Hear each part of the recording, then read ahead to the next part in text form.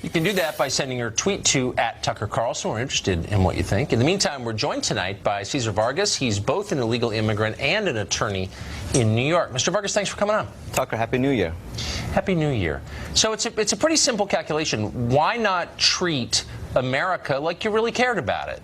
Our policymakers treat it with maybe half the care that Harvard treats its school with and say, we're going to try and figure out which immigrants are going to be the most successful. It's not about race, but it is about the massive amount of data we have on how people do once they get here. And people who are more likely to succeed will get preference, and those who are less likely to succeed won't. What's wrong with that? Well, two very important points. The first point is that the United States is not a company. The United States is not a school. It's a nation. Second point, we want to make sure that we scrutinize every person coming here into the country. We want to make sure that they don't have any terrorist background. We want to make sure they don't have a violent criminal record. No one disputes that. But let's get this point very important, that the United Nations was created mainly in the Declaration of Independence because the king restricted immigration, because the King of England said, states, colonies, you can no longer bring people from other countries. And what happened? American Revolution, a beautiful idea of this nation came about. So this is not about just about. Was spurred because King George was a restrictionist immigrant. Okay, that's a whole history, other show where I try to educate you on independence. Okay. All right, okay. But let's just back up a little bit. You said that the two standards we need to apply are people aren't terrorists and they don't have a criminal record. Would you apply those standards in your own life to anything? I'm going to hire this person, I'll let him into my school, I'll marry this person, just as long as this person doesn't have a terror background or a criminal record. Shouldn't we aim a little bit higher than that if we really cared about the country? Of course, we want to have standards. But at the same time, what made this great nation is what we see in the Statue of Liberty. Give me your poor, your huddled masses. And look, your ancestors came here when they were poor. Many ancestors of the founding fathers came here when they were poor. And now look at you, Tucker. You're a successful Fox News host. You're kind of missing it. This is not we're not in the 18th century now. And if you really care about the country, you think deeply about what's going to make it better and safer and more prosperous, happier, more cohesive.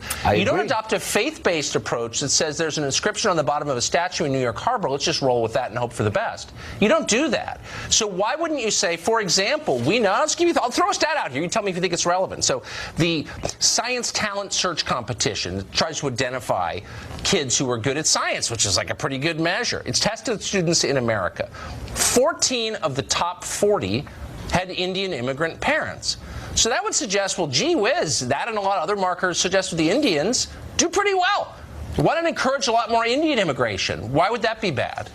Well, we want to make sure that we attract the best, obviously, but we want to attract people who have a belief of what it means to be American. Someone who believes that if they come here, work hard. That is what makes this nation great. It doesn't mean about people, hey, give me your scientists, give me your engineers. It says if you work hard, you can be an American. Okay, so how about we apply that? No, okay, then we can roll with that too. So we're not going to measure success or intelligence or anything like that, just hard work. So then you wouldn't be against saying, if you're here as an immigrant, you take no public benefit of any kind. You can't go to an emergency room for health care. You can't, I don't know, use emergency Medicaid for your health care. You can't take any kind of program at all, right? Because why would we bring people here and then give them free stuff? Would you be for that?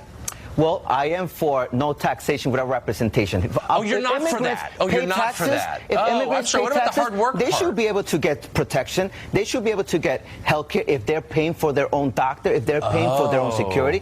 I think that's fair. How about this? Then would it be fair? Would it be fair for the people who own this country, which is its voters, its citizens, to say we're going to do just a really simple cost-benefit analysis on every immigrant? Are you paying in more than you're taking out in services? How about that? And if you're not, you have to leave. Well, what would you think of that? In 2016, undocumented immigrants contributed $2 trillion to the U.S. economy. Don't give me generalizations. Let's be very specific. Hold on. No, slow down. How about in each specific case we say, if you're an immigrant here, really simple, prove that you're producing more than you consume. If you think that's the point, that's the criterion we're going to use, would you be for applying that standard? I'm for the American people. I'm for Republicans, Democrats coming together. Oh, you're and come not up with for that solution. standard. Okay, so you're not really for any standards. Together for solutions. I want to create standards that work for everyone. I want to standards. How about standards that work for Americans? Wait, but hold on. It's not for everybody, because America doesn't exist to help the populations of other countries. It exists. The government exists for one reason, and that's look out for its own people, its voters. It's a democracy, as you may know. So why wouldn't the American people have a right to say we're only admitting people who can demonstrate they make this country better? Not in some general sense, oh, they're all valedictorians and war heroes, but like in a very specific mathematical sense. What would be wrong with that? Because this nation is such a great place, because we have allowed the poor, the people who were hungry back there. Your ancestors were poor. Your ancestors of your viewers. Well, you don't know anything about poor. my ancestors, and now for look one at them. thing. But, so it's not that's about just not the point. It's about my ancestors what we wanted the future of this country to be. Listen, for me, I want to make sure that I'm here as an attorney representing veterans. I'm representing military families. Okay, Why? come on. It's not because you're a I want to be Let's able have a rational conversation. No, hold on. You're capable of you're capable of it. Let me ask you a really simple question. If more immigration always makes the country richer, then why does the state with the most immigration, which is California, keep getting poorer? It now has more poverty than any state. 1 out of 5 Californians is poor. If immigration makes us richer, why is California getting poorer? What's the answer to that, I wonder? Well, I would just say that California has a surplus of more than $10 billion into their state economy. Why? Because many factors, but because it's a welcoming state. So California, wait a second. No, but hold on. No, wait. California's gotten, wait, slow down. California's gotten poorer. 1 in 5 Californians is poor. That was not the case when I grew up in California. It has the most immigration. So if immigration always makes us more prosperous, why is the opposite happening in California? It's a very simple question. Well, I think there is many factors. I don't think it has to do with immigration. I think it has to do with the fact that we need to manage budgets right, and I think Republicans and Democrats would agree on that. So immigrants is not just they have nothing to do with it. Even though California is now poorer than Mississippi, immigration, which is the main thing that separates California from Mississippi, has no role in that. Because why? Do you have data on that, or you just kind of don't want to admit it like everyone else? Well, I also don't think that we have data to blame immigrants for every problem of the world. No. We're giving them credit for every success. We're saying this country's rich because of immigrants. Here's a state with the most immigrants. Why is it the poorest state? I mean, am I being crazy? I think it's a fair question.